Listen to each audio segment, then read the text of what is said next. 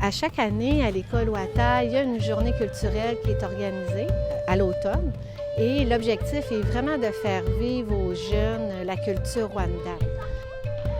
Aujourd'hui, l'organisation de la journée se passe en deux moments.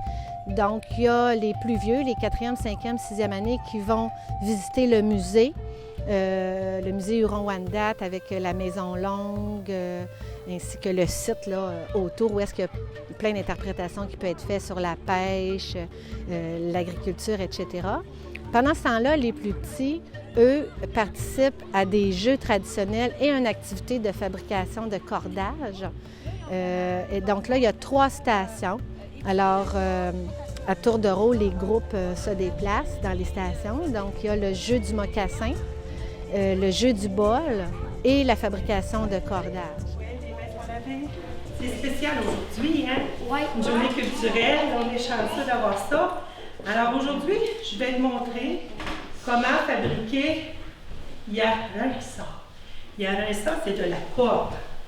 Vous savez que la nation ici, la nation Rwanda, on fabriquait de la corde. C'est la nation de la corde. Alors on vivait au bord de l'eau, près des marécages. Et quand il arrivait l'automne, dans 2 semaines, ça va être le temps de la cueillette de ces magnifiques tiges-là qu'on appelle apocin chanvrin. Alors, avec de l'apocin chanvrin, on fabrique de la corde. Qu'est-ce qu'on va utiliser pour fabriquer de la corde? C'est l'écorce de la plante, pas l'intérieur. Qu'est-ce qui recouvre la tige? Nous allons fabriquer des filets de pêche. Oh, cool. C'est de la corde comme ça qu'on va fabriquer. Puis avec ça, on fabrique des filets de pêche. Alors, avec ça, nous, on pêchait l'anguille. Alors, c'était facile. On mettait ça dans un barrage d'une rivière. Puis les anguilles, là, ils passaient pas.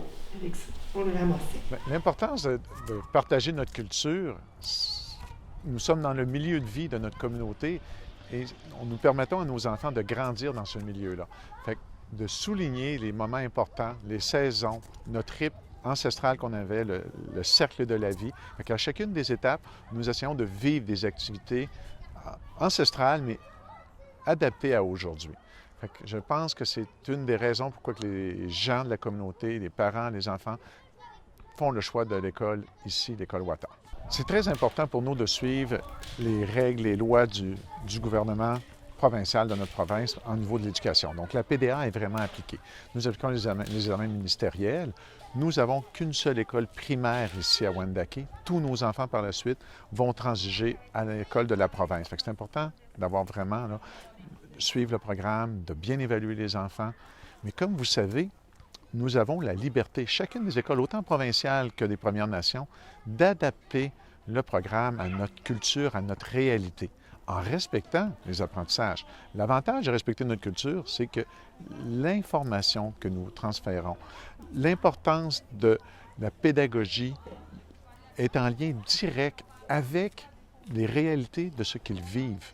Et donc, de cette façon-là, quand on fait des activités comme ça, puis quand on fait des situations d'apprentissage, tant en lecture qu'en raisonner ou résoudre, et elles deviennent signifiantes. Exemple, ils s'en vont à la chasse, à l'orignal, en 4e année. Leur examen d'étape, première étape, le thème, c'est la chasse à l'orignal. Donc, ils revoient les mêmes termes. Ils ont vu le lac, on parle de ce lac-là, on parle de portage, ils ont vu un canot. Et ça devient signifiant. De cette façon-là, il n'y a pas de notions qui ne sont pas compréhensibles pour les enfants. Et ils ont de l'intérêt. Et ça change vraiment là, la capacité de nos enfants, puis l'intérêt de vouloir étudier et d'apprendre. Fait que dans une demi-heure, il va arriver au musée.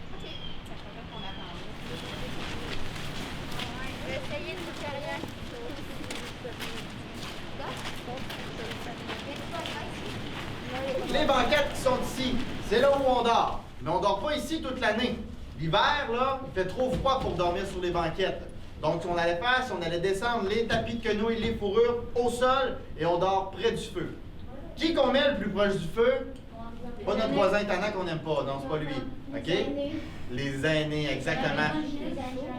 Il faut mettre les aînés le plus proche du feu parce que c'est eux qu'il faut faire le plus attention. Puis pourquoi on fait attention aux aînés? Est-ce que vous le savez, ça? Parce que c'est eux qui ont plus de connaissances. Exactement. Les aînés, là, sommes un peu notre Google d'avant. C'était eux autres, le Google. Quand tu avais une question, là, C'est à eux que tu allais poser la question. Les feux étaient allumés 24 heures sur 24, 365 jours par année. Pourquoi on ne laisse jamais un feu s'éteindre? C'est que premièrement, lorsqu'un feu s'éteint, c'était la présence de mauvais esprits, de mauvais augure dans une maison longue. Donc, c'est important pour protéger l'âme des personnes qui y vivent, pour pouvoir garder la chaleur aussi, de garder les feux toujours allumés. Qu'est-ce qu'on a ici, juste accroché après le poteau? Voilà, il m'a une luge. Non, c'est pas une luge. C'est Oui. juste qu'on met des bébés dedans. Exactement, c'est un porte-bébé. Alors, c'est avec ça qu'on allait transporter les bébés. On place le bébé à l'intérieur, qu'on allait ficeler bien solidement à l'intérieur. Et l'anse de bois que vous avez juste ici en avant, ça servait à protéger la tête du bébé. Si jamais le porte-bébé venait qu'à tomber, l'anse servait à protéger sa tête.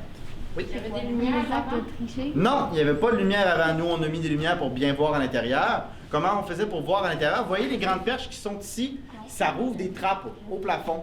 Nous, les trappes sont scellées parce qu'on a découvert avec les années qu'ils commençaient à couler. Donc, on avait des problèmes d'infiltration d'eau. Donc, on les a scellées, on les a fermées. Mais habituellement, on peut ouvrir les trappes, ce qui laisse rentrer la lumière, de 1. De 2, comme je vous ai dit, les feux ils sont allumés toute l'année. Donc, ça fait de la lumière automatiquement. On a beaucoup de lumière à l'intérieur. Mais de toute façon, on n'allait pas passer des heures et des heures à l'intérieur de la maison longue, même l'hiver. On allait passer nos journées à l'extérieur à faire de l'artisanat, à faire de la broderie, à faire toutes sortes de choses près des feux à l'extérieur. Parce qu'à l'intérieur de la maison longue, c'est rempli de fumée. Donc, on avait beaucoup de problèmes respiratoires. On avait de la misère à rester très longtemps dans la maison longue. Allez, chérie. Ah, ben là, parce que...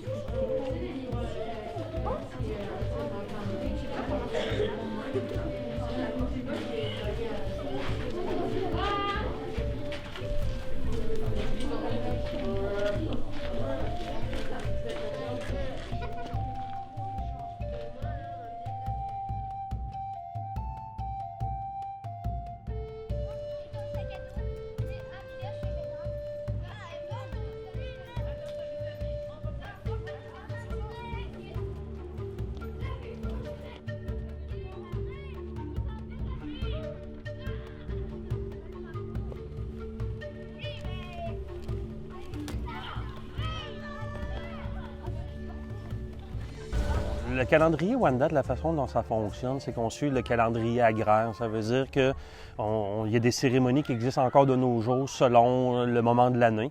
Et donc, l'année commence quand les Pléiades sont au zénith, donc début février, c'est le début de l'année Wendat.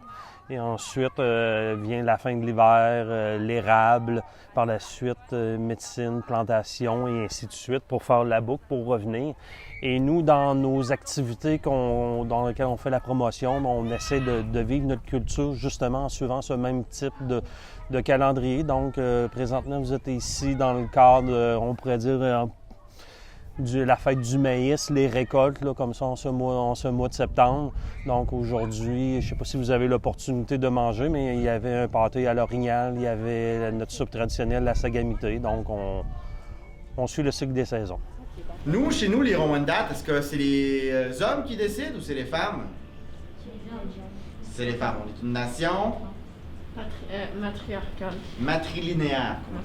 C'est la femme, c'est la femme qui choisit. Si je suis une femme, je ne peux pas marier quelqu'un une des maisons des ours parce que c'est toute la même famille.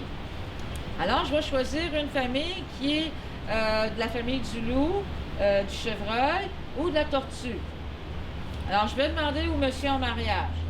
Le monsieur, s'il dit oui, il y a 1 mois et demi, 2 mois pour préparer les cadeaux, pour déménager de sa maison des loups, pour venir emménager dans la maison des ours ici.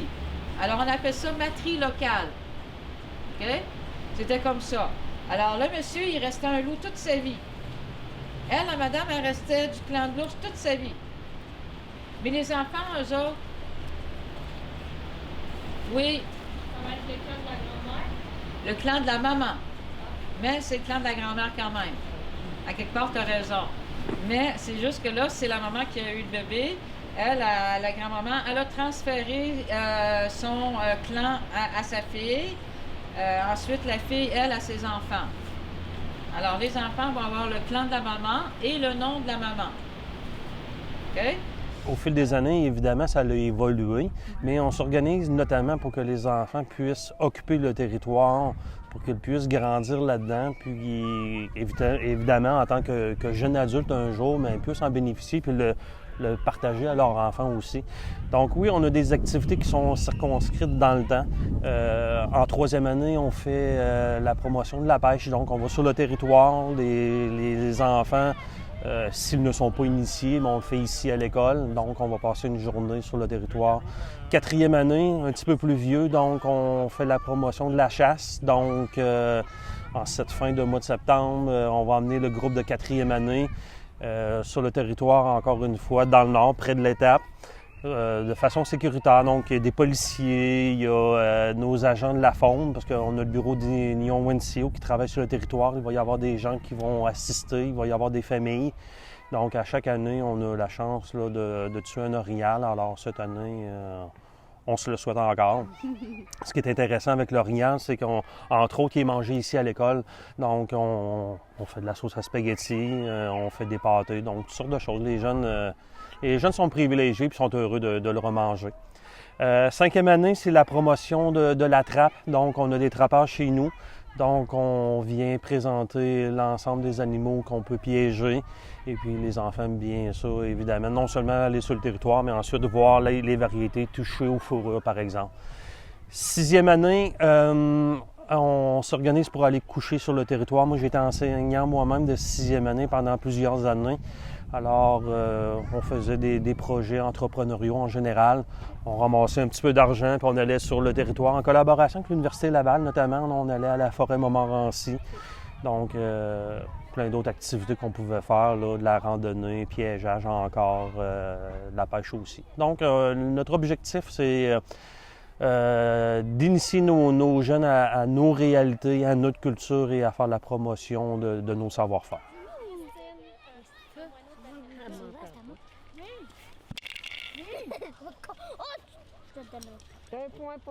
Donc moi aujourd'hui, j'anime le jeu du bol, qui est un jeu qu'on peut appeler aussi le jeu du noyau.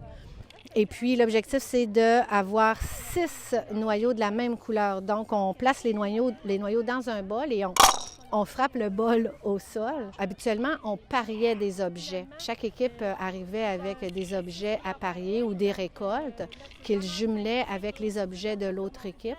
Et l'équipe gagnante repartait finalement avec les objets qui étaient associés aux leurs. Et c'était des parties qui pouvaient durer plusieurs heures, parfois plusieurs jours. Les Wendat pouvaient jouer jusqu'à 3 jours autrefois.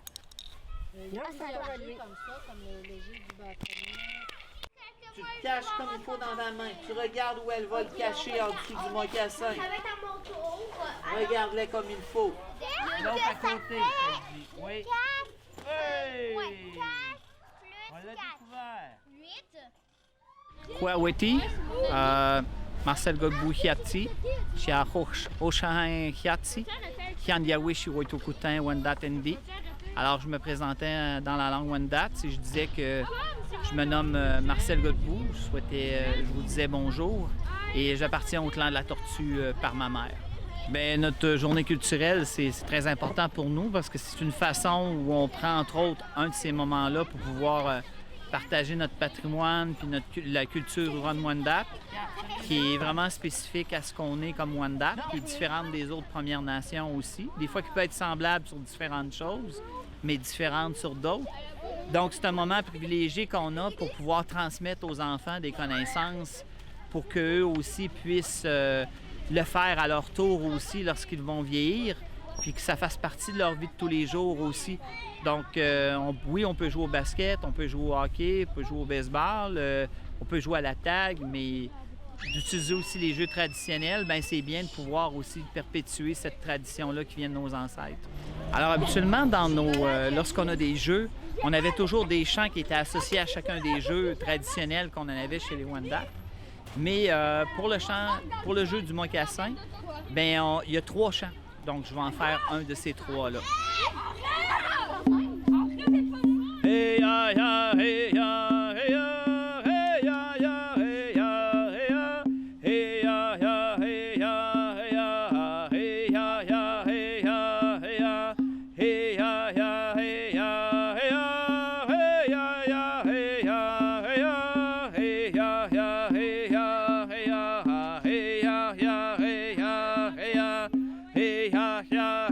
Hey,